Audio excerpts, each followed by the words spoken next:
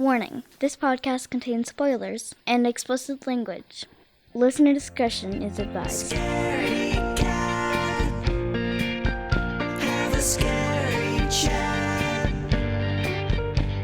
Scaredy Cat with Rob and Ash. Welcome back to Scaredy Cat. I'm Robbie. I'm Ash. And this is the podcast where one person who absolutely, positively loves horror films And someone else who doesn't at all. watch them and review them for you. So how are you, Ash? I'm okay. What'd you do this week? A lot of work. And then this weekend we just kind of hung out. We made sushi tonight. Yeah? That was cool. Yeah, it was fun. You made some pretty good rolls. I did. All those years of smoking the dope The first, finally paid off. The doobie. The first one that you did, you were so disappointed in yourself. Oh, I was so sad. You're like, this does not look like the books. It didn't. But then I regrouped with some encouraging words from you, and we got it. And Through the power of love. They looked fucking baller. They tasted a little sad, but they looked amazing. So, you ready for the movie this week? No. Can we not? Oh, I didn't ask. How are you? I'm okay. I had a similar situation tonight where we made sushi because, we live together. No. What? Yeah. So the movie this week is XX. So 20. 20? In Roman numerals. Do I say 20 weird? 20. 20. Like a vampire. 20.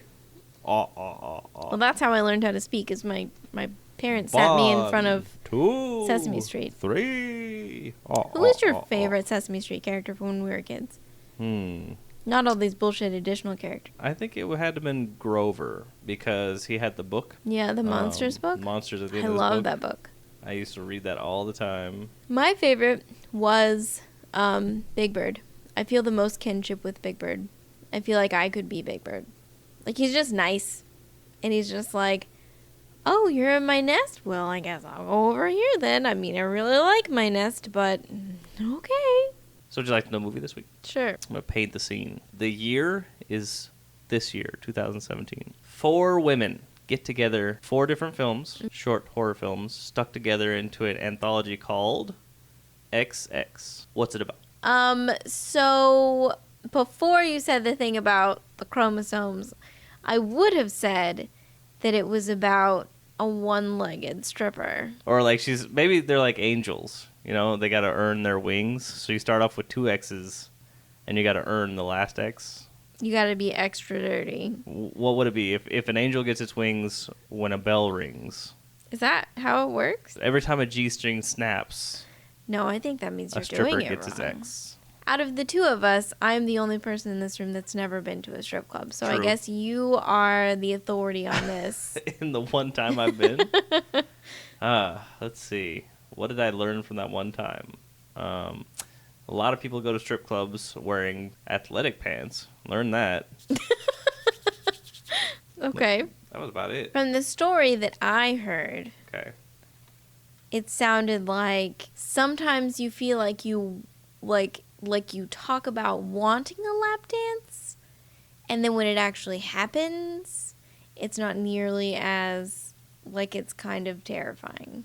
You don't know what to do with your hands. Maybe it's one of those things like you got to be experienced with it. I mean, Like when you ride a bike at first, you're wobbly and shit. were you wobbly? Eventually you can do it without hands. Yeah. Maybe lap dances are the same way. I feel like that's a hands up Because scenario. you're like, what do I do with my hands? Oh, I'll just put them behind my back. In the Can I go movies, back to my seat now? in the movies that I've seen, you're supposed to put your elbows up on the back of your chair, relaxed, behind you like this, and just sort of While smoking a cigar. No, you can't smoke because the poor girl's gonna inhale all that shit. There were a lot of strip clubs in Tampa Bay, though. There was one strip club on the road on Del Mabry that was called 2001 or 2011. Remember that place? It had a fucking spaceship. 2001. Yes. 2001. It had a spaceship on saucer top of it. It was so cool. And I'd heard stories that they do the lap dances inside the saucer. I feel like that would be the nastiest space saucer of all time. Compared to what? I don't know. Now, if you think about it, aliens are known for their anal probing. When I picture an alien anal probe, I picture something very a sterile environment. very sterile, very like medical, like taking your temperature. Well, on that note. All right, so we're gonna watch this movie. We'll be back. Okay.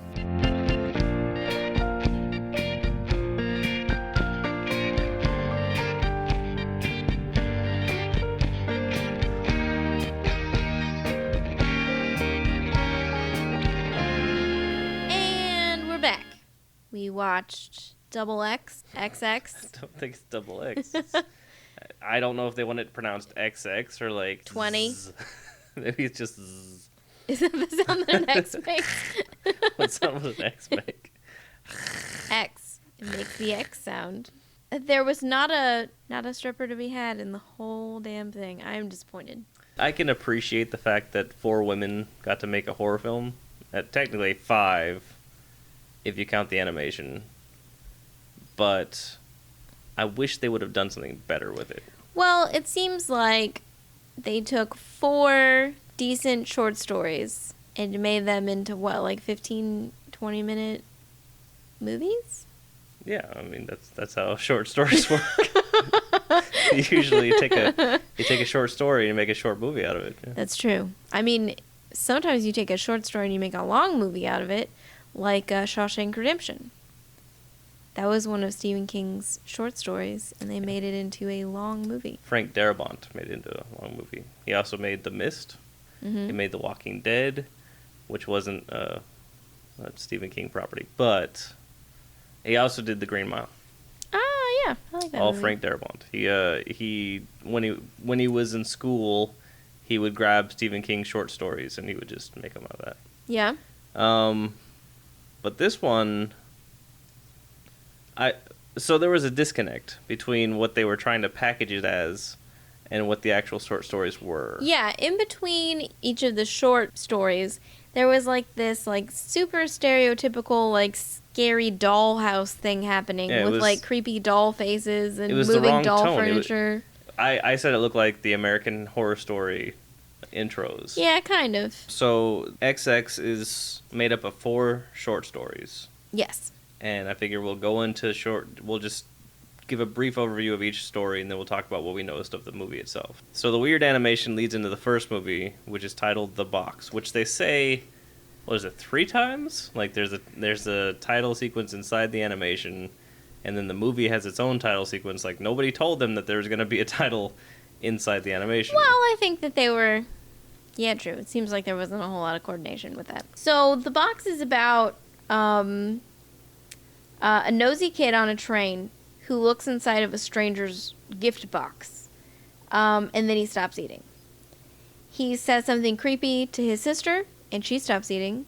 The dad gets super concerned. Mom is not concerned at all. She's kind of a B word all the way through. A broad? A B word. A blonde? She's a bitch. Okay. All the way through. Just like not, I mean, she's concerned, but like not really. A bimbo? I said it. She's a bitch all the way through. She like doesn't really care that her children have stopped eating. The dad is mad about it. He's throwing things. He didn't throw anything. He slammed his fist down one That's time. throwing things. And then immediately grabbed his face like he was horrified by what he had done. And cried a lot. We'll get to that. What a poon. We'll talk about that. Anyways, so then the kid says something creepy to the dad. He stops eating. Then they eat the mom in a dream. Is it a dream, though? Yeah, because she still had a leg later. And then, but she didn't care enough to take them to the hospital until the day after Christmas when everyone was all emaciated. And then they all died. And she lived. And poor fucking boo-hoo, she rode the train every day to find the man whose box it was. Who the fuck?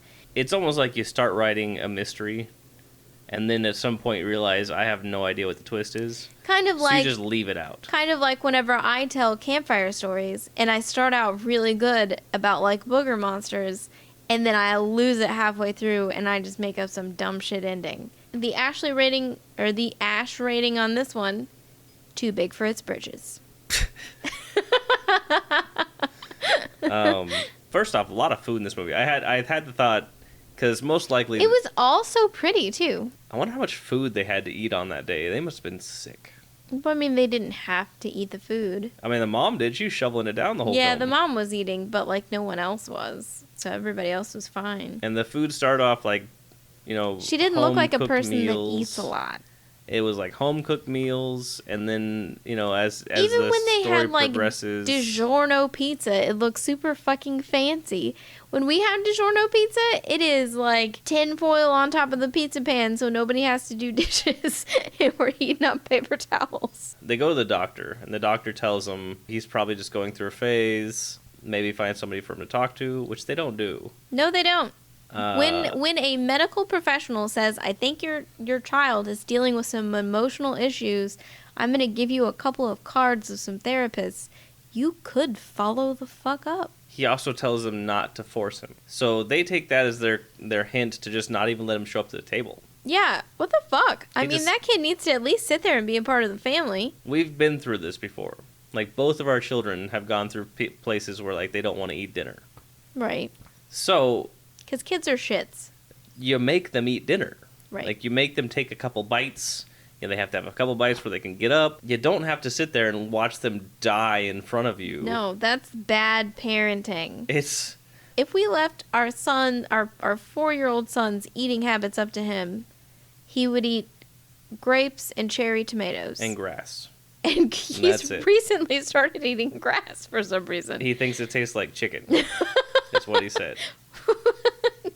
I think he saw the dogs doing it and he was like, Well, I think his sister convinced him to do it. That's possible. This is another one of those cases where there's not just dinner.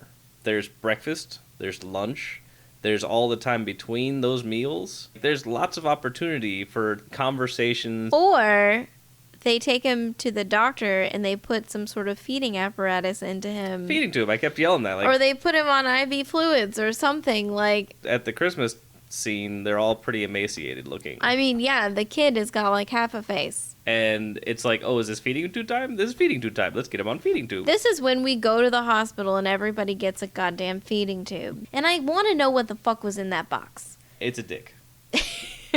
Big surprise. They're on a train. They're on a subway. There's a dude with a bowler hat on, sitting with a package on his lap. It's obviously his dick in that box. Like, it's his dick in that box. It's his dick in that box. Like, there's no other explanation. It's a dick in a box. for what's in that box. It's a dick. That's all there is to it. Robert is currently waving his hands in an we're finished motion. That's it for that one. Number dos. The Birthday Party by Annie Clark. And I recognize the main character in this. What is she from? I didn't look that up. Well, here, look it up while I'm talking. So, The Birthday Party is about a rich family with a pretty nice mom. She seems like a nice lady who throws a birthday party for her daughter, Lucy. She's walking around in her pajamas and her bathrobe for the entire film, but it's okay, because we all do that sometimes. So, the dad kills himself in the beginning. Did you think he killed himself? I thought he just died of a heart attack or something. I thought he like OD'd on pills because she picked up the pills and she was like, you idiot. She doesn't want to ruin the day because, you know, moms carry the weight of the world on their shoulders. What? 2.5 Men.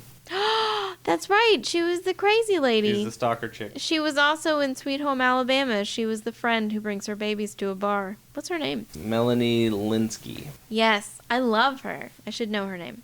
Melanie Linsky. So, the mom decides the best way to handle this is to dress the dad in a panda suit that she bought off of a singing telegram costumed character that came to her front door for $1,000 and a bag of weed. And she takes dad, puts him in the panda suit, and sits him at the kitchen table across from her with all the kids dancing around and eating cake and shit. So somebody bumps into dead dad. All the kids see that dad's dead. Everybody starts screaming. Mom's still in her pajamas drinking rum and coke with a straw. And we end.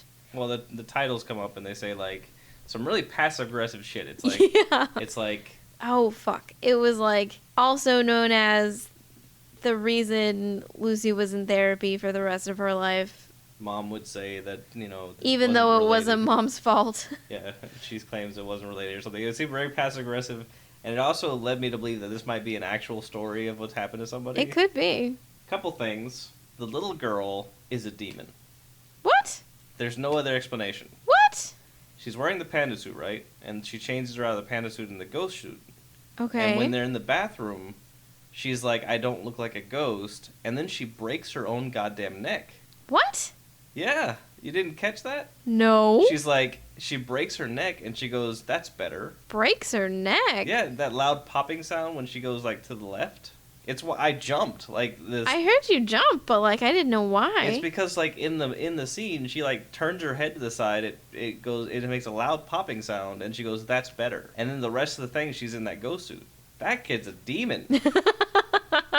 There's no other explanation. Like we watched her break her own neck. I don't think she broke her neck. Maybe she just cracked her neck. But why would she do that? I work with a girl that does that. Hi, Sam. Sam cracks her neck every goddamn day, and it scares the fuck out of me every time. That's how you get arthritis. That's not true. That's not really how you get arthritis. But it just, so gross. This film is also one of those examples of like, this is not a tough situation. This is, oh crap, this is a terrible thing that happened. Let's call the cops and have them come. Right. This isn't like an, oh shit, what do I need to do about it? It's not like she accidentally killed him or anything. Right. Like, he just was dead. She develops the scenario for herself. Or all she had to do was like lock the door to the office and then call the police after the party was over if that's what she really wanted to do. All right. So the nanny or the maid, whatever think she she is, was the housekeeper. nanny. I think she's like a housekeeper. She looked way too kempt to be a housekeeper. Well, she was a demon as well. What? Like she's all creepy stalking around that She's house. not creepy stalking. She's a hot goth lady. And B, she was just doing her job. She was the only one, like, really taking care of the kid.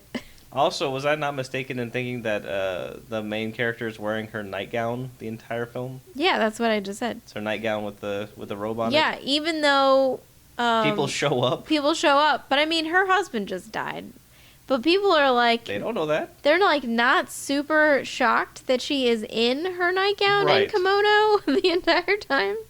I mean, granted, that nightgown probably costs more than your most expensive pair of shoes. She did have a lesson for you, though. For me? Mhm. Oh, I'm excited. There's a scene where the next door neighbor comes and knocks on the door Mm-hmm. and engages her in conversation about pretty much everything going on in her life. And Bamf over here, she shuts the door in her face while she's talking. Right. This is a lesson you should adopt in your life. I'm terrible at exiting You conversations stand there and let people talk at you. for days. I'm really bad You're at... currently still in a conversation Am I? with your mother. Well, that's different. She's my mom.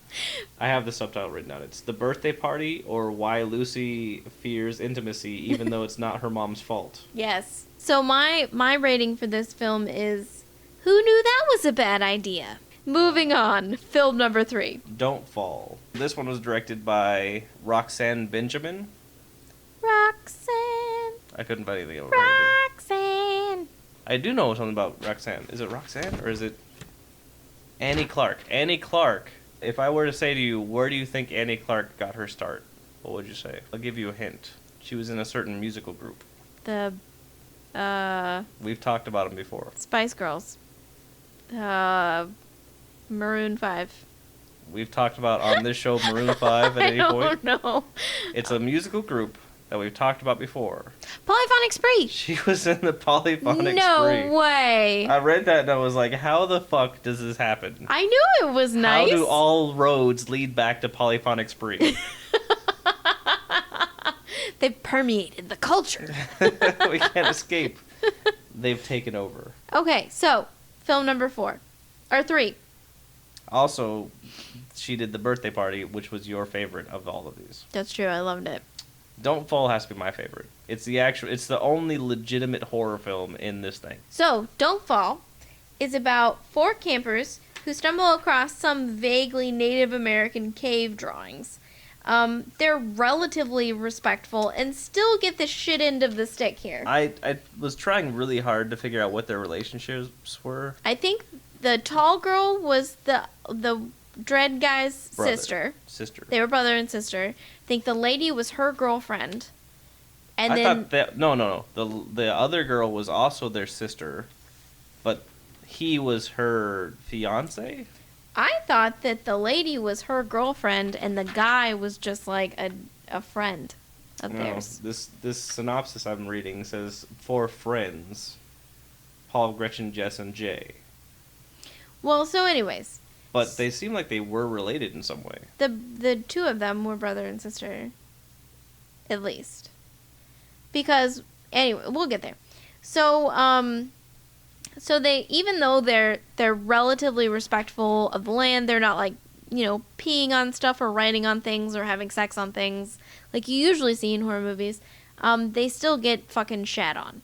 So the most neurotic of the companions gets picked off, more than likely because she's tall, therefore she can be the most creepy. And she gets turned into this like scaly, creepy, jerky motion monster demon thing, and she eats all of her friends.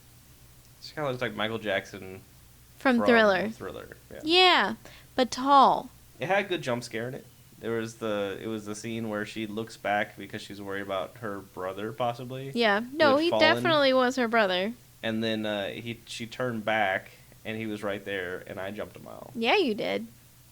I was just so happy to see something that was. I just frightening always in this think thing. that it's super cute when you get scared at movies. It's not scared. Here's the thing.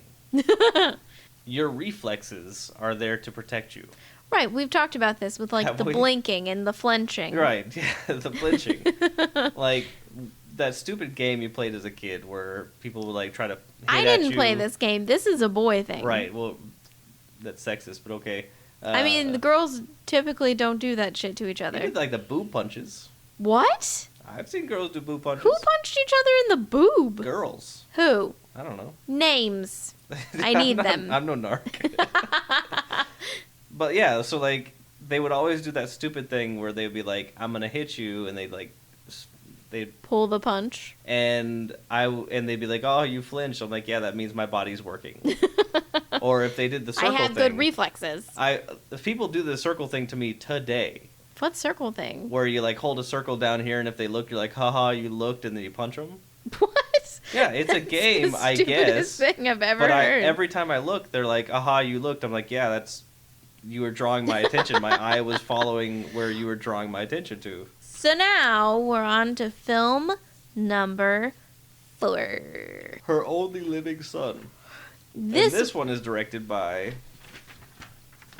oh my god, paper noise. Karen Kusama. This one was my favorite. Karen Kusama also directed Aeon Flux I don't think I ever saw that. with Charlize Theron. she directed Jennifer's Body with Megan Fox. I have seen that, where she pretends to be a lesbian. Yep, She also directed The Invitation. we've seen that, yeah? Yep, we've seen that. When we just watched this one. Yep, recently. Man, for somebody that doesn't watch horror films, I've seen a lot of them. Yeah, we didn't even do that one for this. That's bullshit. I need to be able to pick more of our movies.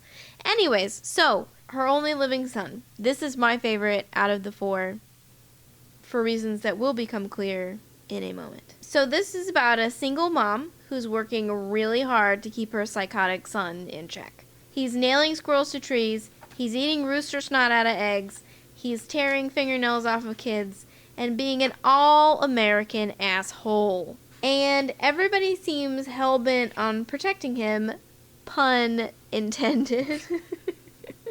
Rooster snot. I don't think anybody else knows what you mean by that. Rooster snot? Yeah, I think that's a southern thing that's only your family. It most certainly is not. Rooster snot is when you... Well, now it sounds silly. You know when you crack an egg and you sometimes get that red shit in it? It's called rooster snot. No shit, that's what it's called. I'm not the only person that says that. I swear to God. I'm gonna look this up. So he eats it. You're really not supposed to. Anyways, so everybody's protecting this kid. Ashley, this is not a thing. Yes, it is. The first result is your rooster sick? Excess mucus in the mouth. Backyard chicken. Rooster snot is a Help. thing. Roosters, thick mucus in mouth. Twisted neck. Dropped wings. Rooster, respiratory infection. Flock snot. So, back to my story. So this kid's a real dick. He's being just a meanie pants. And everybody is just super interested in protecting him and keeping him safe, and like no one will punish him for anything. So we find out why. It's because he is the son of Satan himself. Mm-hmm. Despite his shortcomings and all of his horrible toenails, his mom is determined to save her son from the darkness. So he turns 18, and Satan comes in to take him to go live with him or whatever, because that's what deadbeat dads do, right? They wait until you're done with all the hard shit when you've dealt with all the puberty and all the funky toenails and the weird shit that's going on. You're speaking like you knew this from experience.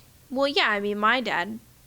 Did he come back when you're 18? No, he never. Relationship? He literally never came back. Which makes it more I sad. did- Thanks, Rob. I didn't mean for it to sound so shitty, but Well, now I it does. mean, no, my dad left when I was 6 months old and literally never came back. Thanks, babe. Oh, this should be funny.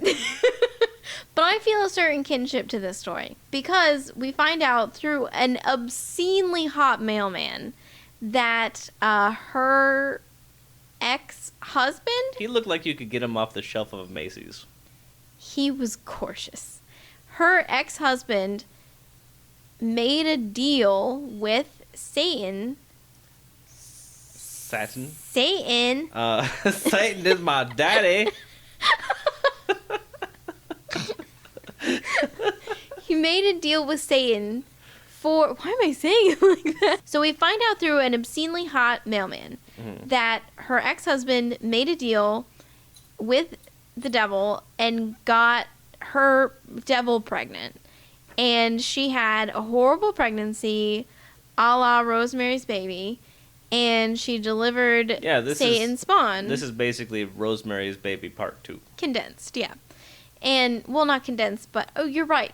You're right. Yeah, 'cause Continued. Rosemary's Baby ends. When the baby is born. Yeah. In the most badass mom moment I've ever seen, probably in my whole life, this woman stands up to the fucking devil for her shitty son.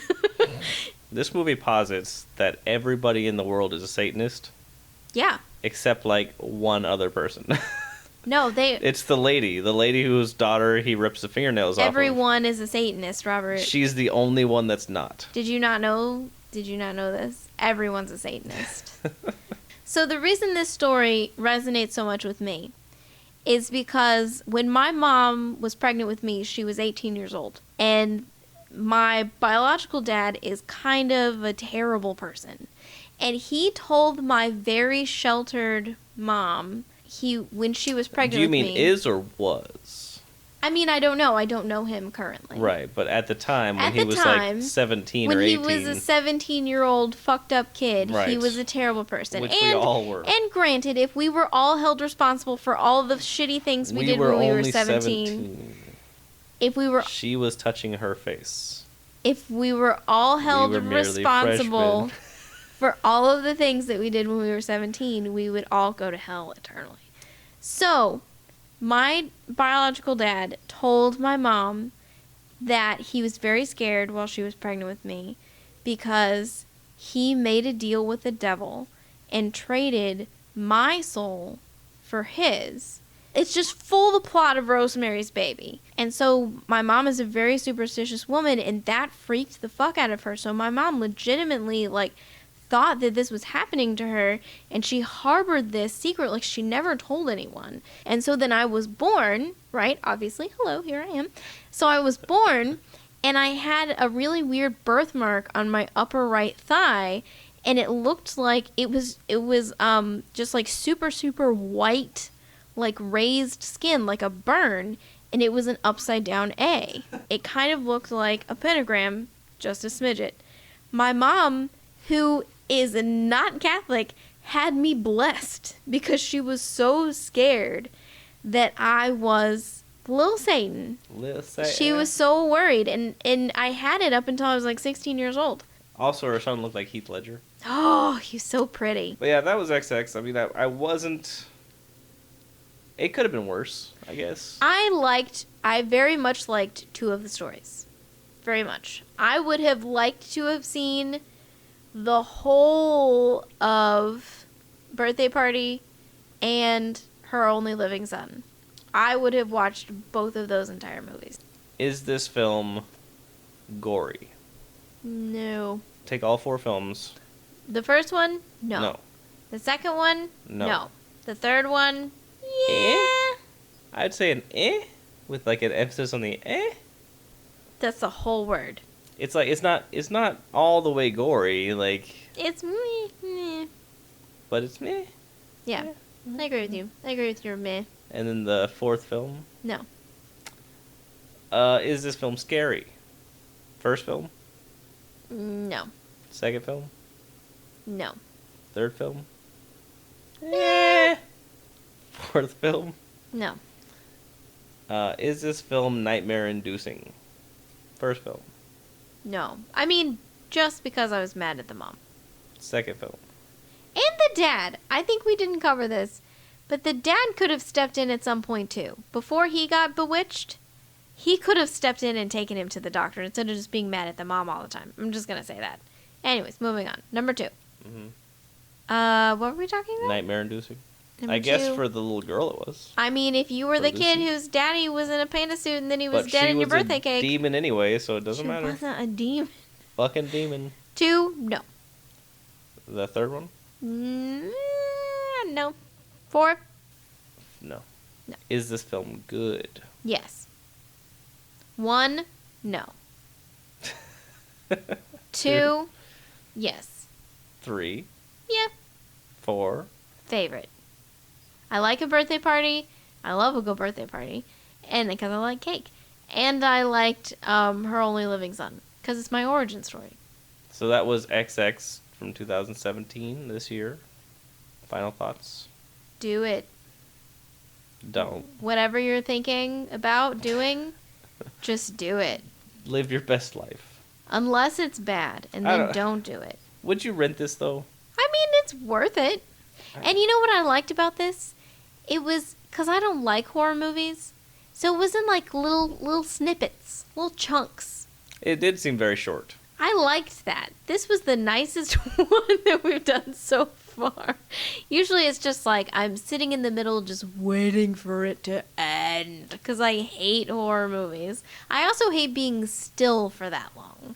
So that's another part. But I liked this. It was chunky and delicious. Like peanut butter. Like paste picante sauce. Or that. All right. Our intro and outro is by Brandon Tuzio. You can find his musical stylings on SoundCloud /Brandon Tuzio.